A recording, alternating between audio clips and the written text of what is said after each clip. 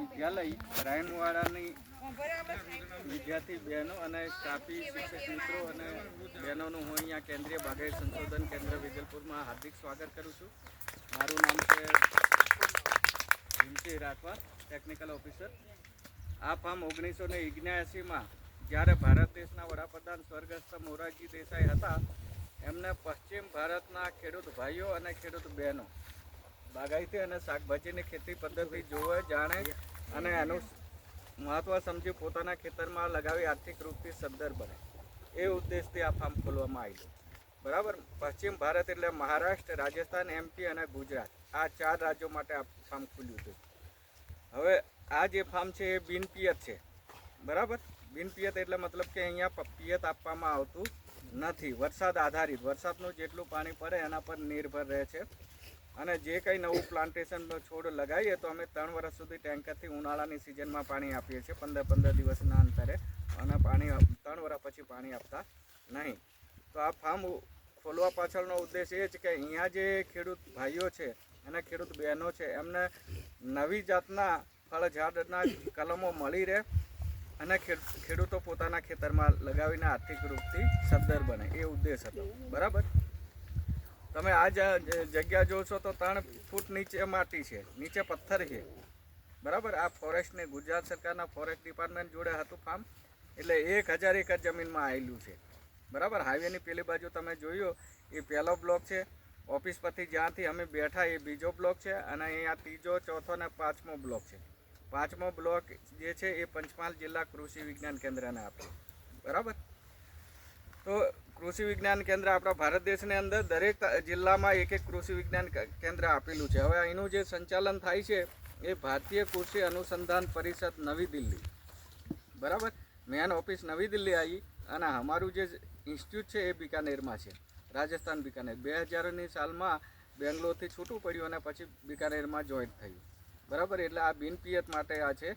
એટલે આ જે બિલ્લા તમે જુઓ છો એ આખા ભારતમાંથી સર્વે કરી અને ડૉક્ટર AK સિંહ સાહેબ જે અહીંયાના હેડ છે, બરાબર, એમને અને રમણ સાહેબ, પ્રદીપ સાહેબના પપ્પા, બરાબર, એ અહીંયા કામ કરી રહ્યા છે. આ બિલ્લા પરના હમણાં તમને દેખાય છે ને એમાં તો 240 જાતના બિલ્લા અહીંયા લાવીને લગાવ્યા. એટલે જેટલી બી જાતો છે આપણા ભારતમાં એ દરેક પ્રકારના બિલ્લા અહીંયા લગાવેલા છે. અને એની અંદરથી રિસર્ચ કરીને, એટલે સંશોધન કરીને, આ સંશોધન કરવાનું ફાર્મ છે, સંશોધન ફાર્મ છે. નવી 8 થી 10 વેરાયટી બહાર પાડી છે. ગોમા યસી છે, થાર દિવ્યા છે, થાર નીલકંઠ, થાર પ્રકૃતિ, થાર સૃષ્ટિ, આ બધી અહીંની વેરાયટી છે. હવે તમે જોશો કે આ જે છે એ આપણા વિસ્તારમાં થતું દેશી બિલ્લું છે. બરાબર ને?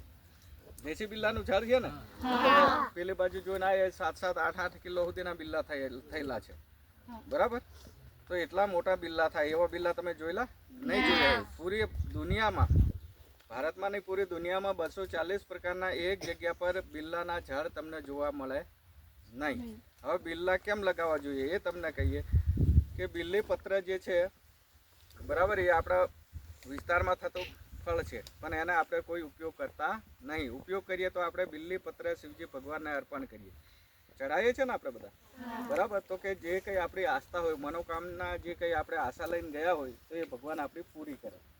હવે શાસ્ત્રોના આ બધું એમ કહે છે, ભાઈ પાર્વતી માતાને શંકર ભગવાન જોડે લગ્ન કરવાનું હતું, બરાબર, ને શંકર ભગવાનને રાજી કરવાના હતા, તો એમને ઉપવાસ કર્યા. તો કે બિલ્લીના પાન અને પાણી, બિલ્લીના પાન ખાધા અને પાણી પીને એ જીવતા રહ્યા. એ ભલે 1 અઠવાડિયું હોય કે મહિનો હોય કે મતલબ વર્ષ રહ્યા હોય, જેટલું બી રહ્યા હોય, તો એ બિલ્લીનું પાન અને પાણી પીવીને, તો કહેવાનો મતલબ એ કે જે કંઈ કેમિકલ છે આપણી બોડીને, આપણા શરીરને જે ટકાવી રાખવાની જે કેમિકલ છે, કે જે પોષક તત્વો છે, એ બધા બિલ્લી પત્રના પાનમાંથી મળી રહ્યા. બરાબર. એટલે એટલી શક્તિ આ બિલ્લીના પાનની અંદર છે. અને આનું તમે જોશો તો આ બિલ્લીના મૂળ છે, છાલ છે, પછી પત્તા છે, બિલ્લી ફ્રૂટ છે. આ બધું જ આપણે ઔષધીય રૂપમાં આપણા શરીર માટે ગુણકારી છે. બરાબર. હવે આ પાકવાની શરૂઆત થશે, 15 ફેબ્રુઆરીથી પાકવાની શરૂઆત થઈ જશે. જુલાઈ મહિના સુધી આના ફળ મળી રહેશે. બિલ્લુનું ફળ પાકે એટલે પીળો કલર આવે. બરાબર. પીળો કલર આવે એટલે ડેટા સાથે આપણે એને કાપી લેવાનું અને કાપીને 1 મહિનો સુધી આપણે ઘરમાં રાખીએ તો એ બગડે નહીં. બાકીના બધા ફળ બગડી જાય. બરાબર, આ ફળ બગડે નહીં. તો આપણને જ્યારે બી જ્યુસ બનાવવાનું થાય, શરબત બનાવવાનું થાય, તો એ વચ્ચેથી આપણે એને તોડી નાખવાનું અને હાથ બરાબર ધોઈને તપેલીમાં બધો માવો કાઢી લેવાનો. બરાબર, માવો કાઢીને 1 લોટો પાણી ઉમેરીને હાથથી બરાબર મસળી નાખવાનું, હાથથી, મિક્સર મશીનથી નહીં. બરાબર, અને પછી આપણે એને ગાળી લેવાનું, ગાળીને એ પીવાનું. તો ખાંડ નાખવી નહીં પડે, એટલું મીઠું એનું શરબત બને. જ્યુસ આપણે કેરીનું જ્યુસ પીએ ને એવું મીઠું એનું જ્યુસ બને. બરાબર, અને આપણા જે ભારતના જે મહાન વૈજ્ઞાનિકો છે, જે માણસો પર રિસર્ચ કરી રહ્યા છે, સંશોધન કરી રહ્યા છે, એમ કહે છે ડૉક્ટરો કે 150 પ્રકારની બીમારી આપણા શરીરમાંથી મટે, મતલબ રાહત કરે. બરાબર, અને પેટને લગતી અપચો છે, મરડો હોય, પછી એસિડિટી હોય, આ બધા બીમારીમાં એ ફાયદો કરે. એટલું ગુણકારી આ ફળ છે. અને તમે બિલ્લીનું ઝાડ મતલબ લગાવો, જૂન જુલાઈ મહિનામાં લગાવો તો 3 વર્ષ પછી એના ફળ આવવાના ચાલુ થઈ જાય. બરાબર, હવે આ તમે ગોમાયસીનું ઝાડ જુઓ છો, આ ગોમાયસી. બાકીના જે આ બધા ઝાડ છે એમાં પાક્યા પછી તમે આમ કરીને તોડશો તો એ તૂટે નહીં. આનું જે ફ્રૂટ છે એ પાકી જશે એટલે આપણે હાથથી આમ તોડીએ તો એ તૂટી જાય. બરાબર, ચમચીથી માવો આપણે ખાવો હોય તો એ ખવાય. રેસા અને બીજ આમાં બિલકુલ ઓછા. તો બાકીના ફ્રૂટમાં આપણને એવું ના મળે. બરાબર, એ આપણે ડાયરેક્ટ ચમચીથી ના ખાય, હાથથી આપણાથી તૂટે બી નહીં.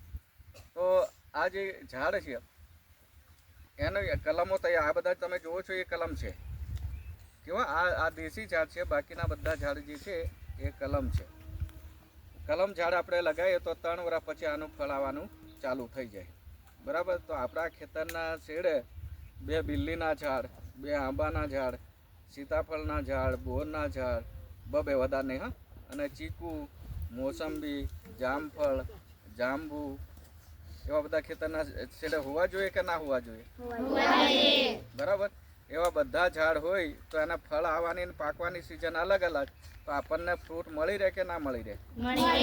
બરાબર, આપણે ખેડૂતના છોકરા છે, ખેડૂતના છે ને, જમીન છે, પાણી છે, બધું જ આપણી જોડે છે. તેમ છતાં બી આજે તમે જુઓ કેસર કેરી, બરાબર, વિદેશના લોકો ખાય છે. આપણા ગુજરાતની કેસર કેરી, આ નવસારી, વલસાડ, વાપી, એ બાજુ જુનાગઢ, તલાલા બાજુની કેરીઓ વિદેશમાં જાય છે અને વિદેશના લોકો ખાઈ રહ્યા છે આપણા ગુજરાતની કેરીઓ. અને આપણા ખેતરોમાં કેસર કેરીના ઝાડ છે. કોઈના ઘરે છે? કોના ઘરે છે? કેસર કેરી હોની, કેસર જાત હોની છે એ ખબર નહીં. આપણે આંબાની જાત, આંબામાં બી આંબા ખરા, પણ આંબાની અંદર કેસર, રાજાપુરી, દશેરી, મલ્લિકા, આમ્રપાલી, હાફૂસ એવી બધી જાતો છે.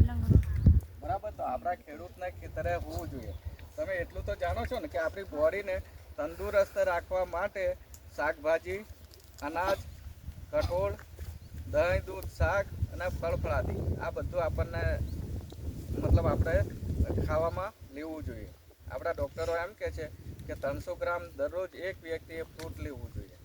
બરાબર, 250 ગ્રામ શાકભાજી. એવું કંઈક ભણ્યા છો કે નહીં? હા, બરાબર, તો એટલું લેવું જોઈએ. તો એ આપણને આપણા પરિવારને મતલબ મળતું, ખેડૂત હોવા છતાં બી આપણને મળતું નહીં. તો આપણે મતલબ ઘરમાં હોય, તમે શેડા પર બી લગાવો તો વેચાતું લાવીને ખાવું પડે નહીં. તો આપણે બધાએ આ કામ કરવાનું કે શેડા પર 50 ઝાડ હોય. બીજી વાત એ કહું કે એક ઝાડ પર 5 વર્ષ પછી 5 મણ કેરી ઉતરે કે ના ઉતરે? બરાબર, તો એવા 2 ઝાડ હોય તો 10 મણ કેરી થાય. તો 2 મણ આપણે ઘરે ખાવા રાખીએ, 2 મણ સગા સંબંધીને આપી દઈએ તો બી 6 મણ કેરી વધે ને. બરાબર, બજારની અંદર આપણે આપીએ 6 મણ કેરી એટલે 1000 રૂપિયા એનો બજારનો ભાવ હોય 20 કિલોનો. બરાબર, અહીંયા 150 રૂપિયા કિલો. ગઈ સાલ અહીંયા આ ફાર્મની અંદર કેરી વેચાઈ 150 રૂપિયા કિલો. તો 20 કિલોના કેટલા થયા? 3000ની થઈ ને. બરાબર, તો આપણે એની 1000 જ રૂપિયા 20 કિલોના ગણીએ તો બી એ 3000, 4-5 હજાર રૂપિયા આપણે બજારમાં વેચી દઈએ તો બી આપણને, તો કહેવાનો મતલબ એ આપણે વધારાની આવક થઈ, એને વેચીને બી આપણે પૈસા કમાઈ શકીએ. તો આ બધું કામકાજ છે. તમે જોજો બધી જગ્યાએ. પેલી બાજુ આમળા છે, આમળાની અંદર વિટામિન સી છે. સૌથી વધારે વિટામિન સી આમળામાંથી મળે. બરાબર, પણ ક્યારે આપણે ખાઈએ તો, ખાઈએ જ નહીં તો એ કંઈથી આપણને મળવાનું હતું? તો આ બધું જ્યુસ અને આ તે બધું આપણે ખોરાકમાં લેવું પડે. આમળા, આપણે ખાટી આંબલી, બરાબર, ખાટી આંબલીની અંદર વિટામિન એ, બરાબર, વિટામિન એ એટલે લોહીની શુદ્ધિકરણ, એ ના સર क्या क्या किसमें वो टैमरिन टैमरिन में विटामिन सी होते हैं, विटामिन सी और टार्टरिक एसिड आयरन है ना, आयरन होते हैं हाँ, आयरन तो आयरन जो है જે છે ને એ આપણા લોહીને શુદ્ધ કરે અને આપણા શરીરમાં લોહી વધારવાનું કામ કરે, પણ આપણે દાળ શાકમાં નાખતા નહીં. જેના ઘરે હોય તો નાખવાની, નહીં તો નાખવાનું ચાલુ કરી દેવાનું. તો આ બધું કહેવાનો મતલબ આપણે ખાવું પડે ને ઘરે લગાવવું પડે. આપણા ખેતરમાં હોય તો આપણે તોડીને ખાઈએ, બરાબર. આપણી જોડે એવા પૈસા છે નહીં કે આપણે બજારમાંથી ખરીદીને સફરજન દાડમ લાવીને ખાઈએ, એવા પૈસા છે નહીં પૈસા. તો એના માટે આપણે આ 2-3 ઝાડ આપણે ખેતરમાં લગાવી દેવાનું. ને આ ભારત સરકારનું ફાર્મ છે એટલે અહીંયા તમને કલમો, કોઈ બી જાતની કલમ લો આંબાની તો 100 રૂપિયા છે. પછી આ બીલીપત્રના 80 રૂપિયા છે, જાંબુના 80 રૂપિયા છે, અને બાકીની 50-60 રૂપિયા કલમ મળી જાય, બરાબર. આંબાના કલમના કિલો આપણે કેરીના 150 રૂપિયા કિલો હોય, અને આંબાના 100 રૂપિયા હોય, તો આપણે ઝાડ લગાવવું સારું પડે ને, બરાબર. તો તમે બધા જોજો. ના ઘણું મોટું ફાર્મ છે, તમે ચાલીને થાકી જાઓ, બરાબર. એટલે અમે તમને બતાવીશું, તમે જેટલે ચાલો એટલે જ આપણે જઈશું. કેટલા એકરમાં ફાર્મ છે? અને પછી બધું 900 એકરમાં પછી આપણે બેસી એટલે આપણે રાયણવાડા ગામ કરતા આવા 5 ગામ થયા. કેટલા? હા, પાછા આપણે ચાલતા આવવાનું છે, બરાબર. એટલે જેટલું જવાય એટલું આપણે ચાલવાનું, પછી પાછા રિટર્ન થઈ જવાનું, બરાબર. ગરમીનો બી ટાઈમ એટલે અમુકને કોઈને ચક્કર આવે ને, કેમ કે છોકરા બધા આવે એટલે અમને અનુભવ, કોઈને ચક્કર આવી જાય ને આવું તેવું બધું થાય. કોને ચક્કર આવે છે? અને છે કોઈ?